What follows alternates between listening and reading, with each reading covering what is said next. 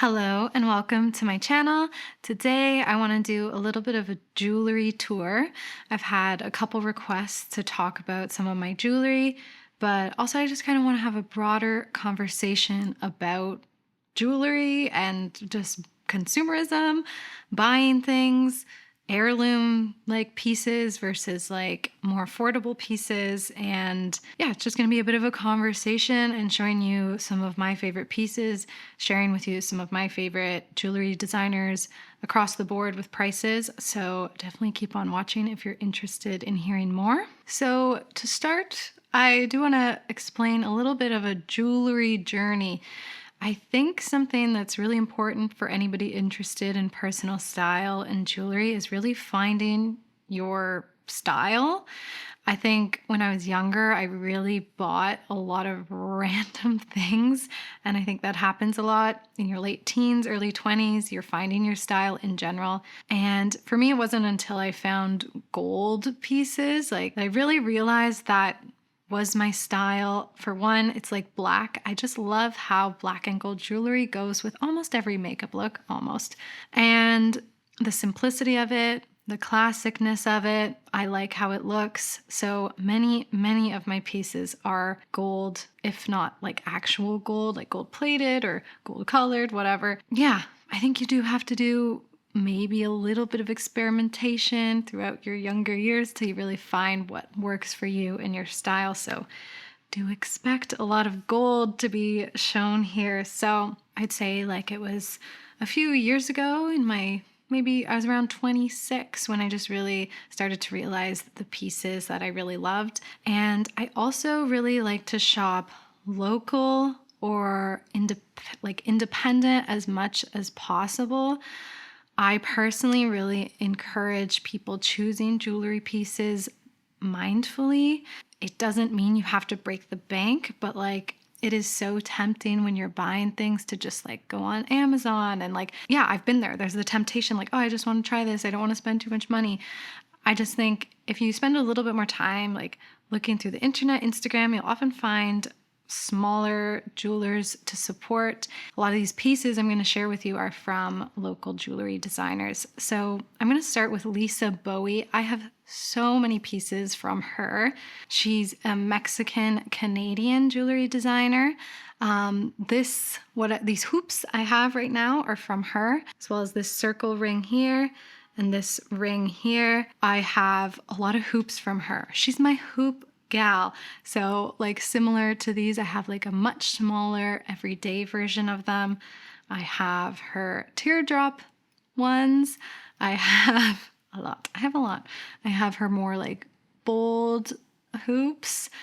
These are like chain link hoops. And then I recently bought this ring that is really fun. I'll wear it sometimes. Like it's more of a statement ring. So Lisa Bowie, I think I found her at this thrift shop in Toronto where I live.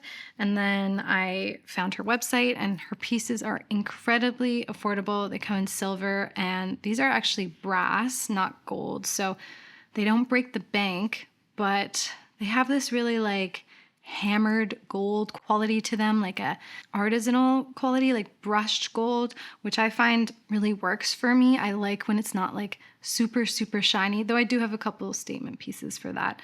But for my everyday wear, I just find it creates a really natural finish around the skin and like just reflects light in a really nice way. So if you do like gold jewelry or silver, I highly recommend checking out her website. And I'm going to link everybody down below. I don't have any affiliate codes or anything. This is all just from love and support. And yeah, she's actually reached out to me personally before and like thanked me for the support. She once sent me a pair of earrings and yeah, she's just a lovely human. She seems to me anyway on the internet. And yeah, I highly recommend checking her out. If you like kind of like boho but classic jewelry, she's a perfect fit. I will say, because of what the rings are, occasionally when I'm really sweating, I will sometimes get a bit of green reaction to them. They're definitely not pieces that are necessarily going to be like passed down through generations and generations or anything like that. But they've stood up for me for many years, and yeah, I just really love her style. Now, Another Canadian jewelry designer is Jenny Bird. These are for some of my more bold, high glam pieces. So I have like this really bold chain I'll wear for certain makeup looks. Honestly, sometimes I do my jewelry on my makeup.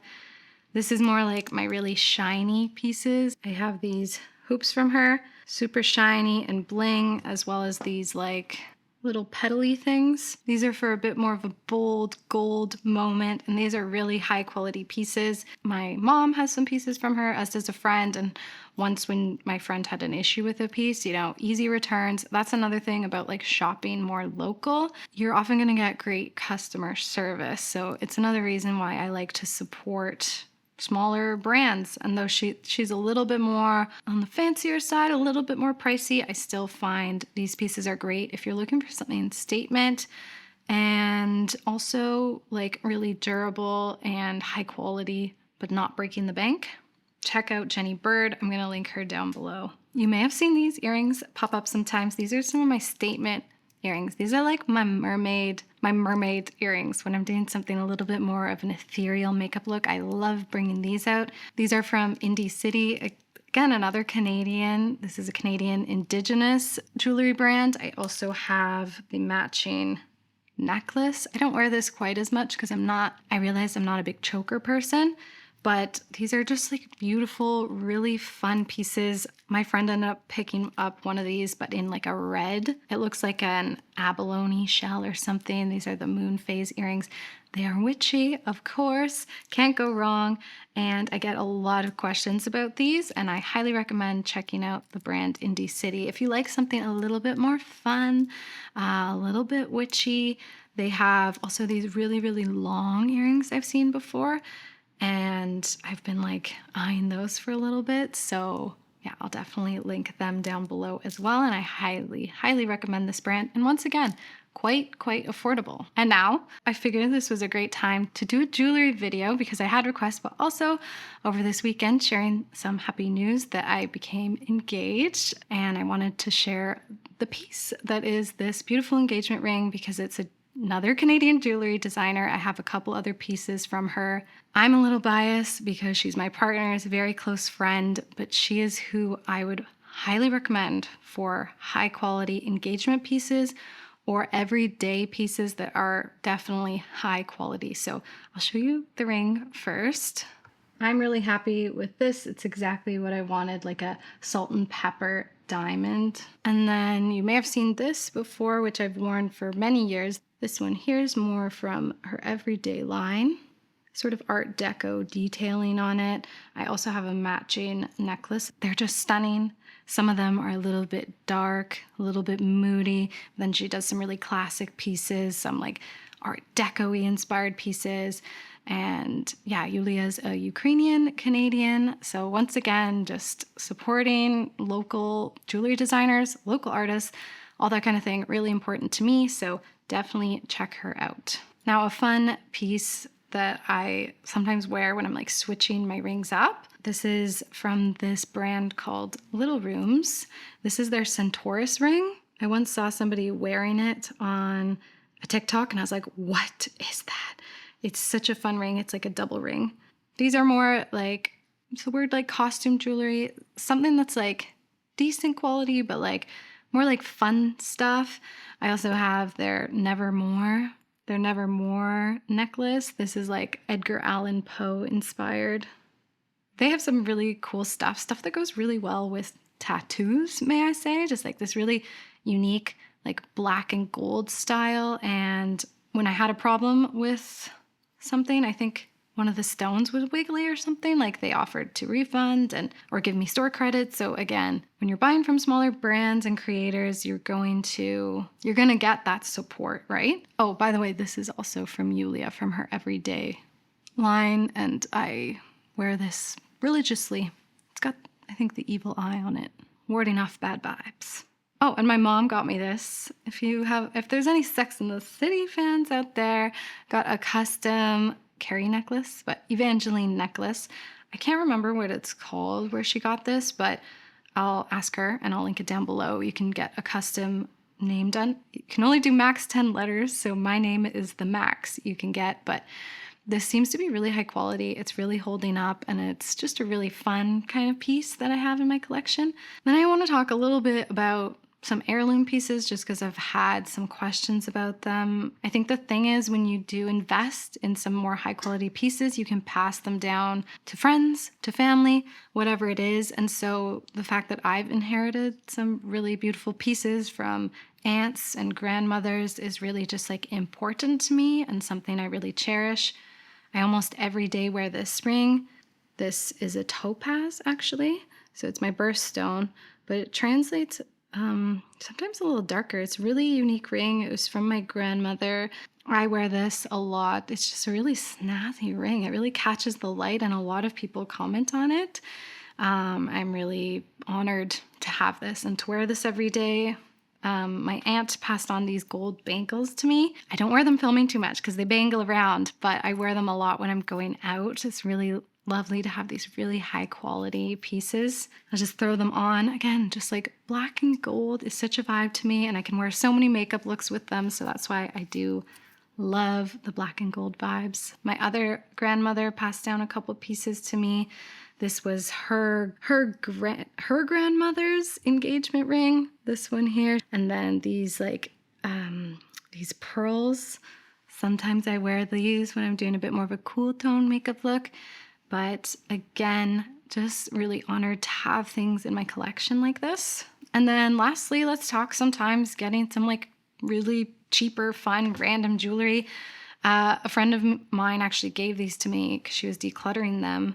And a lot of people have asked about them. These are like a moon and a star, and they really catch the light sometimes really pretty. These are just from Ardeen. I was shocked because they're so cute and pretty. So I'm not like saying I'm against, having some cheaper pieces or just some fun costume jewelry in your collection. That can always be really fun. And I love these. I cherish them.